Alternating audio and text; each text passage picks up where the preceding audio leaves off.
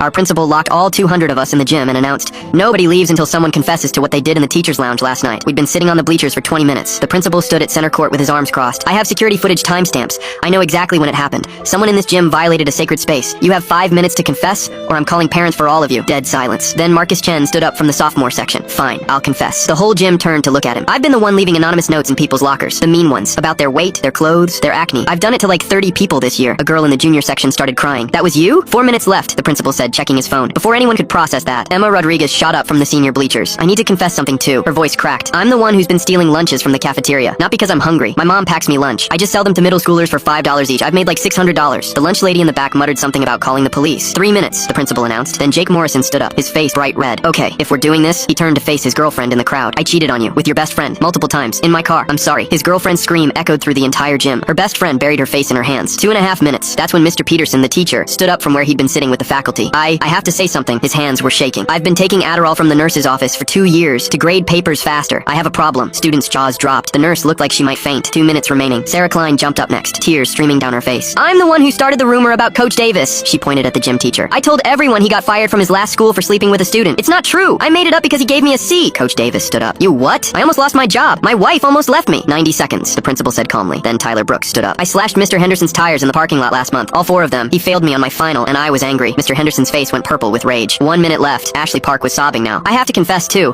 I'm not actually sick. My doctor's note is fake. My mom wrote it. I just didn't want to take the chemistry final." More students started standing. Someone confessed to plagiarizing their entire college essay. Another admitted to stealing from the school store. A junior confessed to keying the vice principal's car. It was absolute chaos. Teachers were shouting. Students were crying. The principal just stood there, watching it all unfold. "Time's up," he finally said. Everyone froze. Nobody confessed to what I'm actually talking about. He pulled out his phone and showed the security footage on the projector screen. "Someone went into the teacher's lounge last night and didn't refill the coffee pot after taking the last cup." Complete silence. Then a freshman in the back slowly raised his hand. That was me. I stayed late for robotics club and I was really tired and I just forgot." The principal nodded. "Detention. You're all dismissed." We all just sat there, staring at each other, processing what had just happened over an empty coffee pot.